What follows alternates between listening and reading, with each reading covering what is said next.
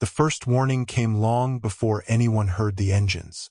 In the gray light before dawn, a German colonel stood at the edge of a forest road somewhere in Belgium, watching an endless line of captured American fuel trucks disappear into the mist. The smell of gasoline hung heavy in the freezing December air. Steel drums were stacked higher than a man. Fuel tankers stretched so far down the road that the last vehicles vanished into the fog. For the first time in months, German soldiers laughed. Drivers who had spent weeks rationing every drop slapped each other on the back. Tank crews, who had learned to fear empty fuel gauges more than enemy artillery, stared in disbelief at what looked like a miracle. It was everything they had prayed for. More than 50,000 gallons of American fuel had fallen into German hands. Officers called it a gift from fate. Staff maps were redrawn. New attack routes suddenly seemed possible. Engines that had been silent could roar back to life. Columns that should have stopped could continue toward their objective. In a war where fuel had become more valuable than ammunition, this single capture felt like a victory worth celebrating. But one man wasn't celebrating. The colonel walked slowly between the tankers, running a gloved hand across the cold metal of an American fuel drum. Instead of relief, he felt something else. Something that refused to leave him. Around him, exhausted soldiers saw salvation. He saw a question no one else was asking.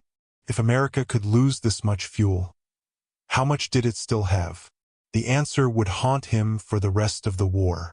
Because what looked like Germany's greatest logistical prize would soon become undeniable proof that the Third Reich was fighting an enemy it could no longer hope to outproduce, outrun, or outlast. For years, military history has celebrated dramatic battles, daring offensives, and brilliant generals. Maps are filled with arrows pushing across Europe. Photographs capture tanks charging through snow-covered villages and infantry storming shattered towns. Victory is often measured in miles gained or cities captured.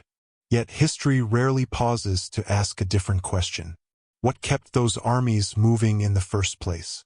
Behind every advancing tank stood thousands of gallons of fuel. Behind every bomber crossing the skies stood refineries, pipelines, truck convoys, mechanics, and factory workers scattered across continents. Every bullet fired, every bridge crossed, every mile advanced depended on a supply system so vast that most soldiers never saw it. And by the winter of 1944, that invisible war had become more important than every battlefield combined. The German High Command believed one final offensive could split the Allied armies, capture the port of Antwerp, and force Britain and the United States to negotiate.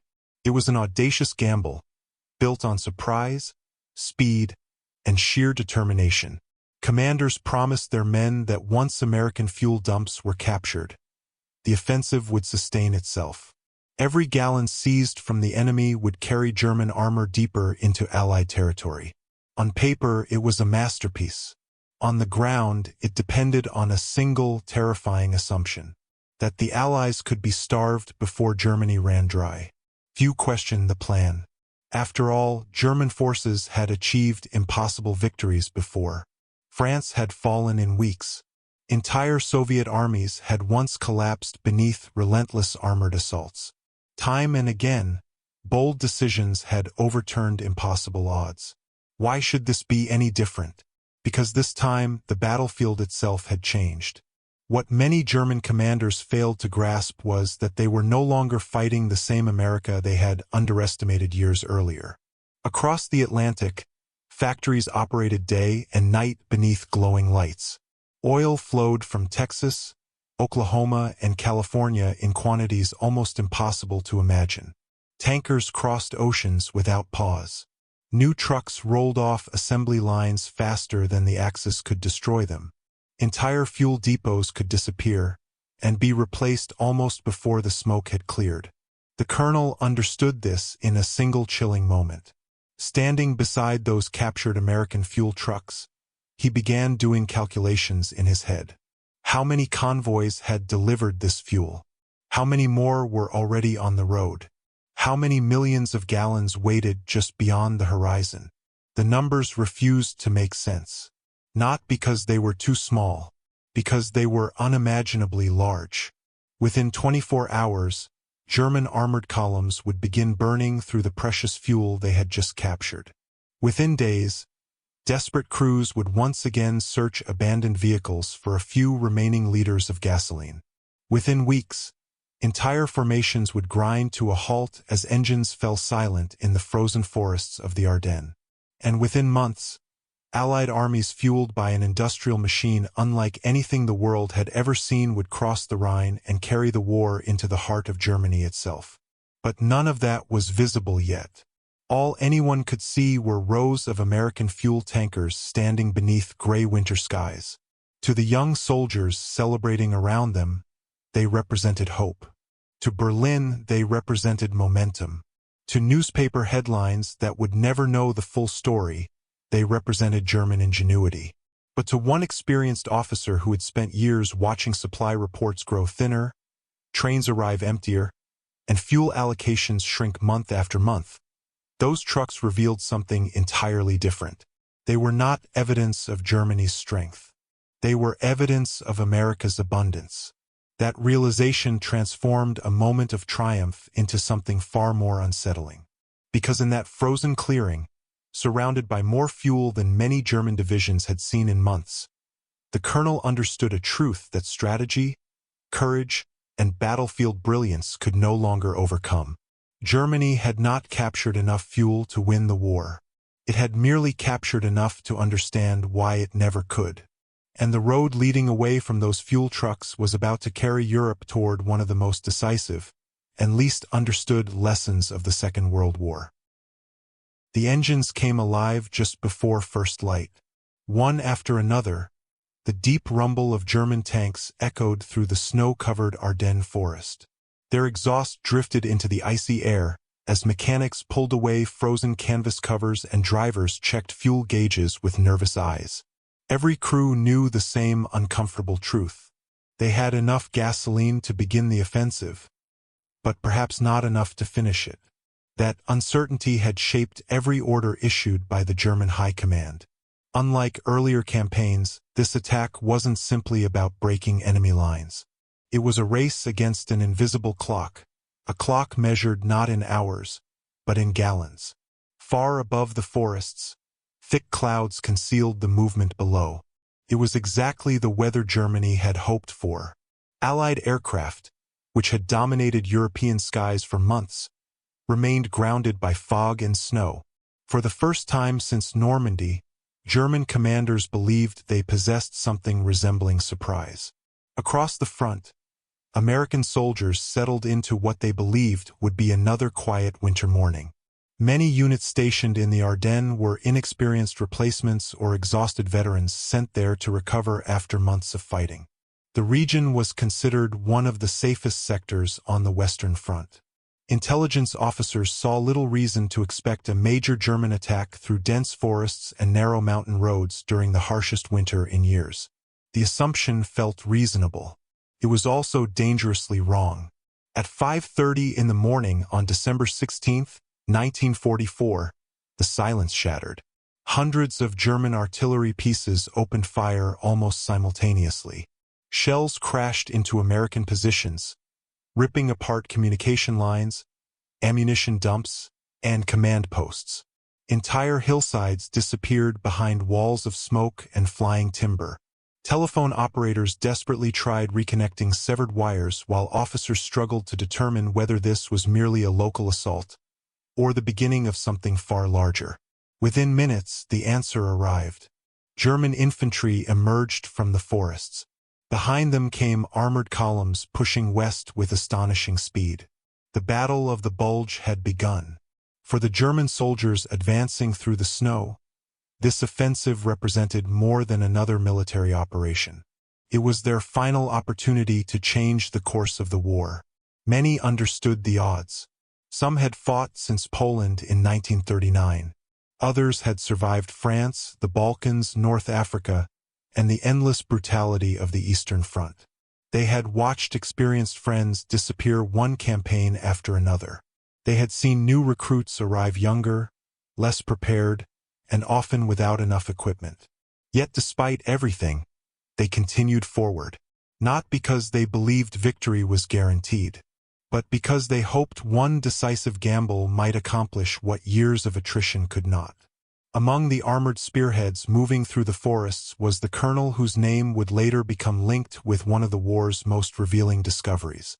Unlike younger officers intoxicated by the excitement of the attack, he carried the caution of experience. His maps contained more than roads and objectives. They contained numbers, fuel consumption, truck capacity, expected losses, distance to American supply dumps. Every kilometer his unit advanced increased the danger that success itself could become a trap. A tank advancing rapidly burned more fuel than one sitting still. An unexpected detour could consume precious reserves. Even a brief firefight forced engines to idle for hours in freezing temperatures. Every decision carried a logistical cost. It was mathematics as much as military strategy. Yet Berlin demanded speed. Hitler's plan depended on striking so quickly that Allied commanders would lose control before they could react. German armored divisions were ordered to seize bridges intact, bypass strongpoints whenever possible, and drive relentlessly toward the River Meuse. Everything depended on momentum, and momentum depended on fuel. The irony was impossible to ignore. Germany, once famous for lightning-fast blitzkrieg campaigns, now struggled to provide enough gasoline for its own tanks. Years of Allied bombing had devastated synthetic fuel plants across the Reich. Romanian oil fields, the lifeblood of Germany's war machine, had largely been lost. Rail networks lay in ruins. Every train carrying fuel risked destruction before reaching the front. Entire armored divisions existed on paper but remained immobilized because there simply wasn't enough gasoline to move them. German officers no longer asked whether fuel was important. They asked whether there would be any at all. Meanwhile, only a few miles away, American logistics operated on a scale that seemed almost unimaginable. Roads stretching back toward France carried endless convoys of fuel trucks, ammunition carriers, ambulances, engineering vehicles, and food supplies. Drivers worked around the clock. Some traveled hundreds of miles without stopping. When one convoy reached its destination, another had already begun the journey behind it.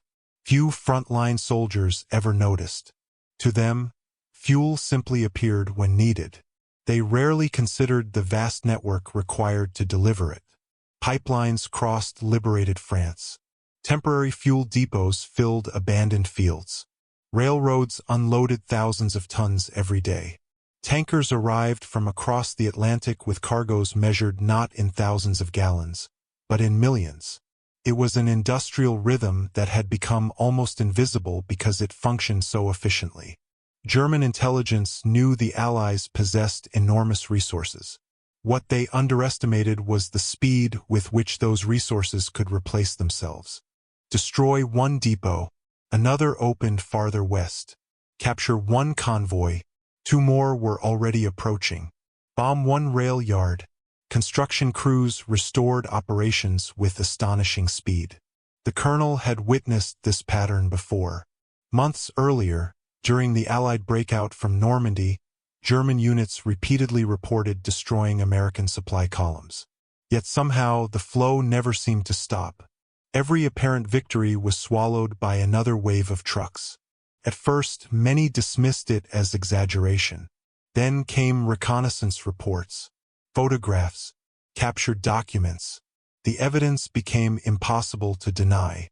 America wasn't simply supplying an army. It was supplying an entire continent. Still, during the opening days of the Ardennes offensive, hope remained alive. German forces punched deep into Allied lines. Several American units became isolated. Confusion spread through headquarters as conflicting reports arrived almost hourly. Road intersections changed hands repeatedly. Snow-covered villages echoed with gunfire. Signposts were deliberately altered by German commandos disguised as American soldiers, creating chaos behind the front. For a brief moment, it seemed the impossible might actually happen. Then came the discovery. Near one of the advancing routes, German scouts reported something extraordinary. An American fuel storage area had been abandoned in the confusion of the retreat. At first, headquarters assumed it contained only a few scattered barrels. But as reconnaissance continued, the scale became clearer.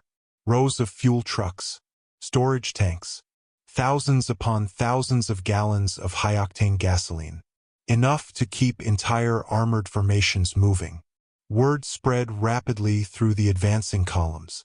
Drivers smiled for the first time in weeks. Tank commanders calculated how much farther they could advance. Officers began revising operational maps almost immediately. The offensive suddenly appeared to have found its missing lifeline. When the colonel finally arrived, soldiers were already celebrating. Some posed beside captured American tankers. Others joked that the Americans had unknowingly supplied Germany's final offensive. Mechanics eagerly prepared hoses to transfer gasoline into waiting Panthers and Tigers.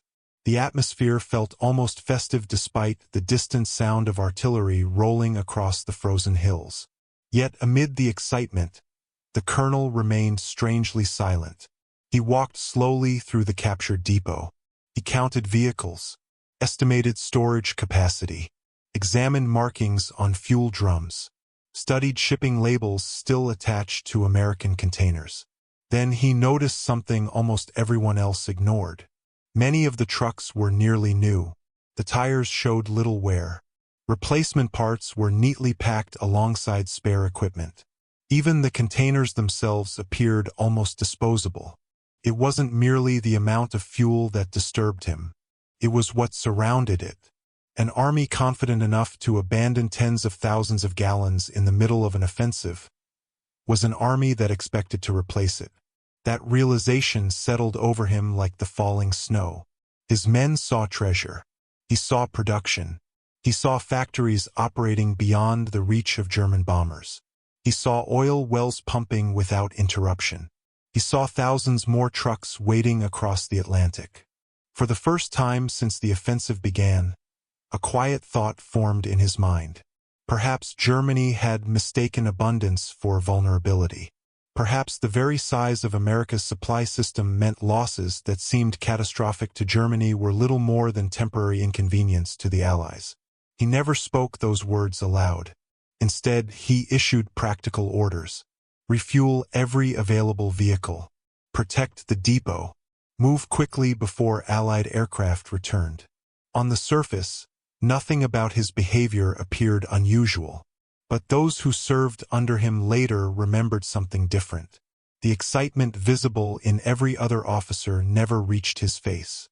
It was as though he had already seen an ending no one else could imagine. And before the next sunrise, the first signs would appear that the captured fuel, remarkable as it was, could never solve Germany's greatest problem. By nightfall, the celebration had faded into routine. The captured fuel was no longer a miracle. It had become another line on a logistics report. Mechanics worked beneath dim lanterns, transferring gasoline from American tankers into German Panthers, Tigers, half-tracks, and supply trucks.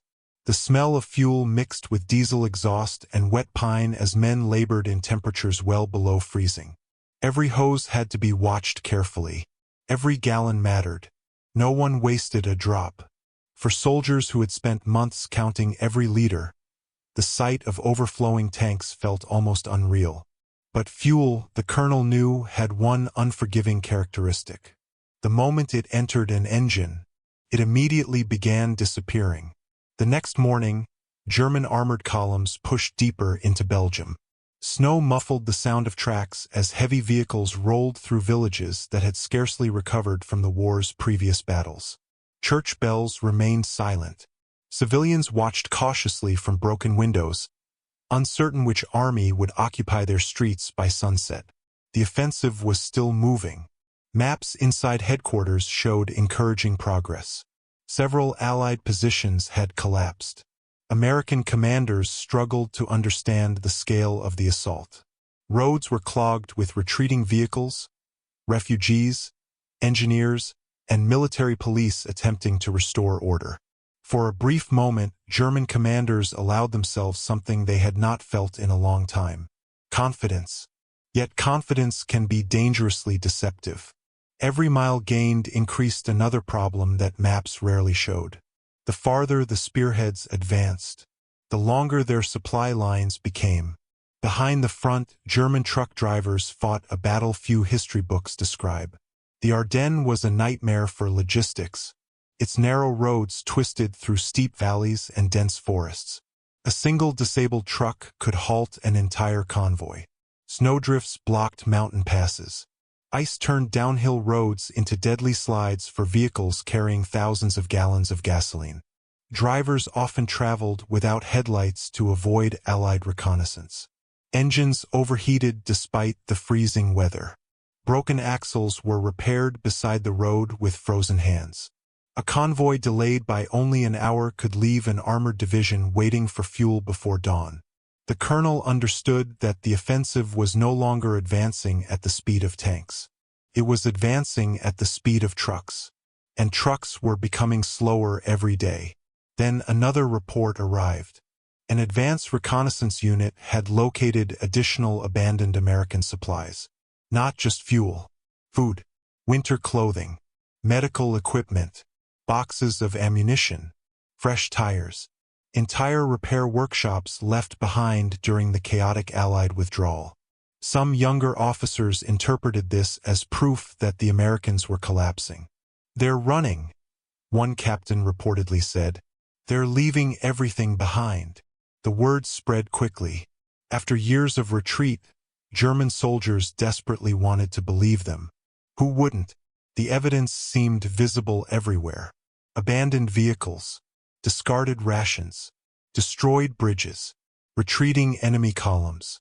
It looked remarkably similar to victories Germany had achieved years earlier. But appearances can deceive. Far behind the American lines, another army was already moving. It wasn't carrying rifles. It wasn't manning tanks. It wasn't preparing artillery. It was driving trucks, thousands of them. While German commanders celebrated captured depots, Allied logisticians were calmly calculating replacements. Every gallon lost was entered into reports. Replacement shipments were rerouted. Reserve depots were opened. Fresh convoys departed within hours. The American system did not depend on a single warehouse. It depended on a network. Destroy one artery, the blood simply flowed through another. It was an industrial organism unlike anything Germany had ever faced. The colonel sensed this before most of his superiors. One evening, after reviewing fresh intelligence, he unfolded an American logistics map recovered from an abandoned command vehicle. At first glance, it resembled a spider's web. Roads connected to roads. Pipelines linked depots. Railways fed truck columns. Temporary fuel dumps stretched across liberated France like stepping stones leading all the way back to the Normandy beaches. He stared at it for several minutes. Not because it revealed troop positions. Because it revealed capacity. Each symbol represented more than storage. It represented replacement. For every depot the Germans captured, there were others. For every convoy destroyed, another departed. The map illustrated something no battlefield victory could erase. America wasn't winning because it possessed more fuel. America was winning because it could never stop producing it. That night, while many officers discussed tomorrow's objectives, the colonel quietly asked his logistics staff a different question. How long can we continue at this pace? The answer came after several calculations. If everything goes perfectly, pause, perhaps 4 days. If roads remained open, if trucks reached the front, if captured fuel remained usable, if Allied aircraft stayed grounded, if bridges survived. Too many ifs. Wars are rarely decided by perfect conditions. Outside, snow continued falling. The weather remained Germany's greatest ally. Clouds still protected the advancing columns from Allied fighter bombers that had devastated them during previous campaigns. Every German officer knew this protection was temporary. Eventually, the skies would clear. No one knew when, but everyone knew what would follow. Meanwhile, across the front, American resistance began hardening. Scattered defensive positions refused to surrender. Engineers demolished bridges moments before German armor arrived. Military police redirected retreating units into new defensive lines. Artillery batteries established firing positions overlooking narrow roads. Individual acts of resistance started buying precious hours. Hours became days. Days became opportunities. In one snow-covered crossroads, a handful of American engineers delayed an entire armored column while destroying a bridge beneath enemy fire. Elsewhere, tank destroyers fought until ammunition ran out before withdrawing to secondary positions. Each delay seemed insignificant. Collectively, they slowed the offensive, and every hour lost consumed more gasoline. The colonel watched fuel reports with growing concern. Consumption exceeded expectations. Vehicles idled longer than planned. Recovery trucks burned extra fuel towing damaged tanks. Detours around destroyed bridges added dozens of unnecessary miles. The captured American gasoline was vanishing faster than anyone predicted. One mechanic later described the situation with brutal simplicity. It was like trying to fill a bucket with a hole in the bottom. No matter how much arrived, it never seemed enough. Then came the first clear morning. Almost unnoticed at first, patches of blue appeared above the Ardennes. The fog lifted. Clouds broke apart. Sunlight reflected brilliantly from fresh snow. To exhausted infantrymen, it was beautiful. To German logistics officers, it was terrifying. Within hours, the distant sound returned. Aircraft, hundreds of them, Allied fighters and fighter bombers roared across the sky, hunting roads, bridges, fuel trucks, and anything that moved. Convoys that had traveled safely for days suddenly scattered into forests. Drivers abandoned burning vehicles. Fuel tankers exploded with tremendous force, sending black columns of smoke thousands of feet into the air. Entire supply routes disappeared beneath relentless air attacks. The colonel stood beside a roadside embankment watching one of his fuel convoys burn. Tankers exploded one after another. Months of precious gasoline vanished within minutes. No speech, no dramatic outburst, only silence. Around him, officers hurried to reorganize surviving vehicles. Roads filled with wreckage. Traffic halted. Timetables collapsed. The offensive had not stopped because German soldiers lacked courage.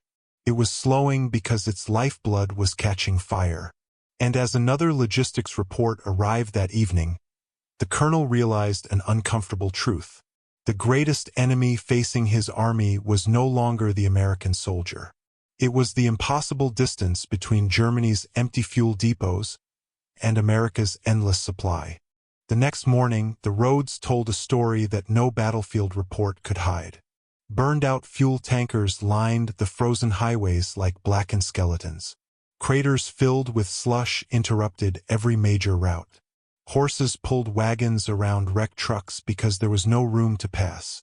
Engineers worked frantically to clear overturned vehicles while military police waved columns into narrow forest tracks that had never been intended for heavy armor. The offensive was still alive, but it was no longer moving with confidence. It was struggling forward 1 mile at a time. Inside the German command network, radio operators passed increasingly urgent messages between headquarters. Need immediate fuel. Convoy delayed. Bridge destroyed. Request priority resupply. Each message sounded isolated. Together, they painted a far more dangerous picture. Entire armored formations were beginning to outrun their own logistics. For years, German officers had mastered the art of operational warfare. They could coordinate infantry, armor, artillery, and engineers with remarkable precision. They had stunned Europe with lightning campaigns that became the very definition of blitzkrieg. But blitzkrieg had always relied on one assumption: that fuel would keep arriving. Now that assumption was collapsing. The colonel spread several maps across a wooden farmhouse table that had become his temporary command post. The room was cold enough that frost had formed inside the windows. A lantern flickered over colored pencils, casualty reports, and fuel allocation charts. Outside, tank engines idled impatiently while officers waited for new orders. He ignored the tactical maps. Instead, he studied the supply routes. One road had become blocked by destroyed bridges. Another was under constant Allied air attack.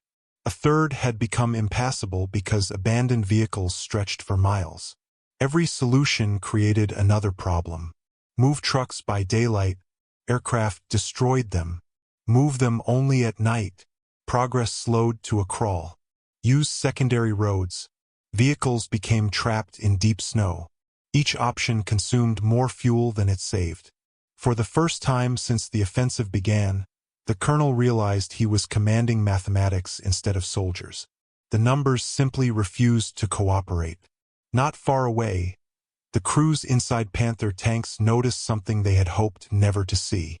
Fuel needles were dropping faster than replacement trucks could arrive. Drivers began shutting down engines whenever possible, even during brief halts. Mechanics prohibited unnecessary movement. Tank commanders ordered crews to push lighter vehicles by hand rather than waste precious gasoline.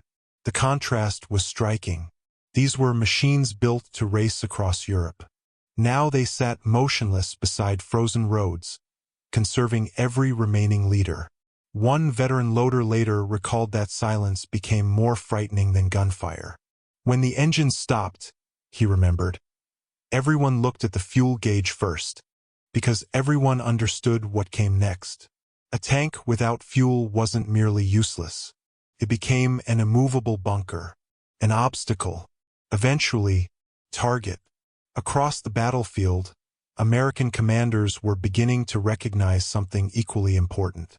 German attacks remained dangerous, but they were losing momentum. Reports from reconnaissance aircraft showed long traffic jams hidden beneath forest canopies.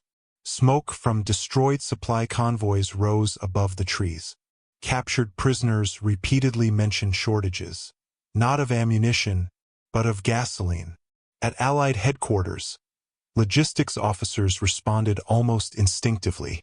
Increase deliveries, open new fuel dumps, expand transportation routes, redirect additional truck companies toward the front. The response wasn't dramatic. It didn't involve heroic charges or brilliant tactical innovations. It was paperwork, schedules, rail timetables, convoy manifests, thousands of drivers following carefully planned routes through France and Belgium. It was the quiet machinery of industrial warfare. Most history books celebrate the generals who ordered armies forward. Far fewer remember the men who spent 16 hours behind the wheel of a fuel truck. Yet those anonymous drivers were becoming just as important as the soldiers carrying rifles. Day after day, endless convoys rolled east. Some drivers had never fired a weapon in combat. Others rarely saw the front lines. But each journey carried the fuel that allowed tanks to move, artillery to fire, ambulances to evacuate the wounded, and engineers to build bridges. One convoy disappeared into Belgium. Another immediately replaced it. Then another. Then another. It seemed endless. German reconnaissance officers watched these columns with growing disbelief. Bombing them slowed the flow. Destroying bridges diverted traffic. Capturing depots caused temporary confusion. Nothing stopped it. The colonel thought back to the captured American fuel dump that had seemed so extraordinary only days earlier. At the time, it had looked enormous. Now, it looked insignificant. Not because 50,000 gallons wasn't valuable. It absolutely was. But because he finally understood where it fit within America's larger system. It was one reservoir feeding an ocean. And oceans cannot be emptied with buckets. One evening, while inspecting abandoned American equipment, he found a logistics notebook left behind by an Allied quartermaster. Its pages contained routine inventory figures. Fuel delivered. Fuel issued. expected replacements. Nothing appeared remarkable until he reached the totals. The quantities were staggering. The figures represented volumes that German supply officers could scarcely imagine. Entire monthly allocations for German formations appeared equivalent to what some American depots handled in days. The notebook didn't boast. It didn't celebrate American superiority. It simply recorded ordinary business. That ordinary business was precisely what frightened him. Wars often create moments of dramatic revelation. Sometimes they arrive during great battles. Sometimes through shocking intelligence. Sometimes while standing over a captured document. For the colonel, realization came quietly. He closed the notebook, looked across the snowy fields, and understood that Germany was no longer competing against another army. It was competing against another economy, against another continent, against factories operating around the clock, against oil fields thousands of miles away that no German soldier could ever reach, against shipyards launching new tankers before old ones completed their voyages, against an industrial engine whose full power had only recently begun to reveal itself. No battlefield victory could change that. Even if German forces captured another fuel depot, and another, the balance would remain the same. America could replace losses faster than Germany could create them. It was a race with unequal starting points. As January approached, the offensive continued to weaken. German attacks became smaller. Objectives were reduced. Units that had once advanced confidently now fought simply to avoid encirclement. The fuel that had promised victory was nearly gone. Many tanks were abandoned by their own crews after their engines fell silent. Some were destroyed to prevent capture. Others remained beside frozen roads until Allied soldiers passed them weeks later. Their armor was intact. Their guns were loaded. Their crews had not been defeated by superior firepower. They had simply run out of gasoline. Years later, veterans on both sides would remember the Battle of the Bulge for its bitter cold, brutal fighting, and extraordinary courage. But hidden beneath every dramatic story was another battle that few civilians ever witnessed. A battle fought with pipelines instead of rifles, with truck convoys instead of cavalry, with refinery output instead of battlefield speeches. It was a contest measured not by territory, but by endurance. The German colonel never forgot the day he stood among those captured American fuel trucks. Others remembered it as a triumph. He remembered it as the moment the illusion disappeared, because in that sea of gasoline, he had seen something far larger than a temporary victory. He had seen the future of the war. And as Allied forces prepared to launch the counteroffensive that would drive Germany back across the Ardennes, one final question remained unanswered. If logistics had decided the outcome of this campaign, how would history remember the men who understood that truth before almost anyone else? The last German vehicles left the Ardennes the same way they had entered it, through forests buried beneath winter snow. But nothing about the retreat resembled the confidence of those first days. The roads that had once carried armored spearheads toward the River Meuse were now crowded with exhausted columns moving in the opposite direction. Trucks without fuel were abandoned where they stopped. Tanks that crews had fought desperately to protect were destroyed by their own engineers to keep them from falling into Allied hands. Horses once again pulled artillery through frozen mud because engines could no longer be trusted to complete the journey. For many soldiers, the offensive had ended not with a decisive battle, but with silence. The silence of engines that would never start again. The silence of radios waiting for supplies that would never arrive. The silence of men who finally understood that courage alone could no longer change the course of the war. The German colonel who had stood among 50,000 gallons of captured American fuel returned from the Ardennes carrying no great trophy. No medal marked the moment he realized what that fuel truly represented. No official report recorded the thoughts that crossed his mind as he studied the endless rows of American tankers. History remembers victories. It rarely remembers realizations. Yet some realizations shape history just as profoundly as battles. Because long before Berlin fell, long before Allied soldiers crossed the Rhine, long before the final surrender documents were signed, some officers had already recognized an uncomfortable truth. Germany had not simply been outnumbered. It had been outproduced. For the ordinary German soldier, that realization came slowly.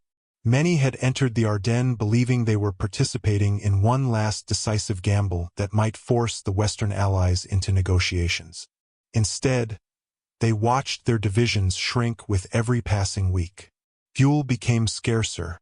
Replacement vehicles became rarer. Experienced crews disappeared faster than they could be replaced. Entire formations that had once terrified Europe became shadows of their former strength. The psychological toll was immense. Hope gave way to endurance. Endurance gave way to resignation.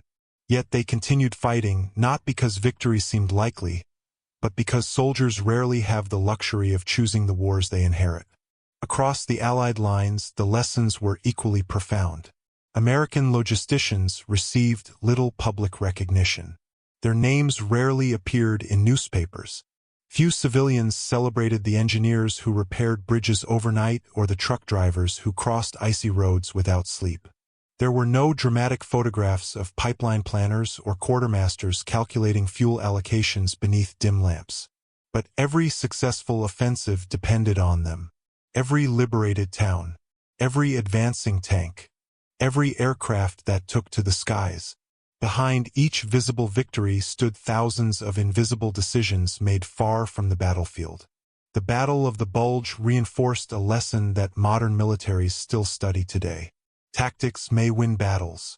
Leadership may inspire armies. Technology may change how wars are fought. But logistics determines how long they can continue.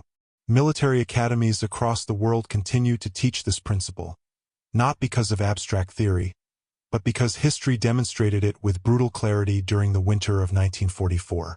The Ardennes became one of the greatest examples of a simple truth. An army moves only as far as its supplies allow. That lesson reshaped military planning after the war. Supply chains became strategic weapons. Fuel security became a national priority. Engineers, transportation specialists, and industrial planners gained a place beside battlefield commanders in determining military success. Future conflicts, from Korea to the Persian Gulf, would prove again and again that wars are sustained not only by soldiers at the front, but by millions of people working far behind it. Factories, railroads, ports, pipelines, convoys, refineries. The invisible machinery of war had finally become impossible to ignore.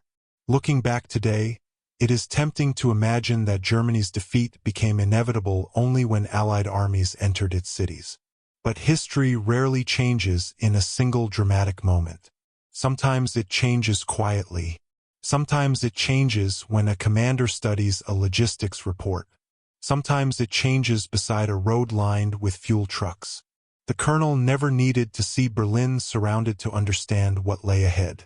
He had already seen the evidence.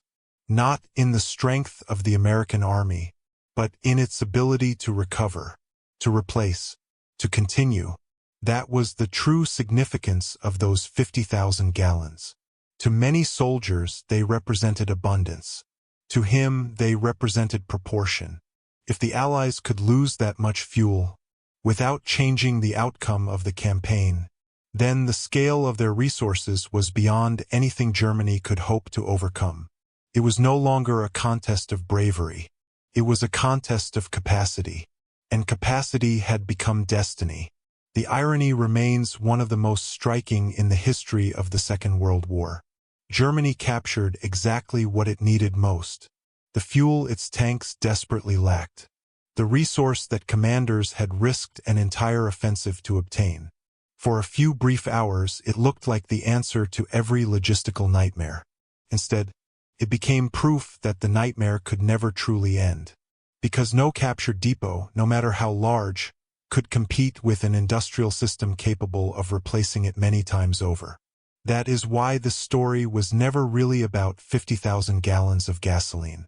It was never only about one German colonel, or one captured fuel dump, or even the Battle of the Bulge itself. It was about the invisible forces that decide the fate of nations long before the final battle is fought. It was about engineers whose names rarely entered history books, factory workers who never saw the front, truck drivers who crossed continents without recognition, oil workers drilling thousands of miles from the battlefield, railway crews repairing bomb tracks before dawn, millions of ordinary people whose combined efforts became more powerful than any single army. When we think of the Second World War, we often picture charging tanks, fighter aircraft, and dramatic battlefield victories. Yet beneath every one of those images flowed something less glamorous, but infinitely more decisive. Fuel. Not merely the liquid inside a tank, but the entire system required to deliver it. The roads, the pipelines, the refineries, the ships, the factories, the people. That was the true battlefield. And in that battlefield, Germany had already lost. So when that German colonel stood among 50,000 gallons of captured American fuel, he wasn't looking at victory. He was looking at the first unmistakable glimpse of an ending that had already begun. Because in war, the loudest explosions may capture history's attention, but it is often the quiet arithmetic of supply that decides who will still be standing when the guns finally fall silent.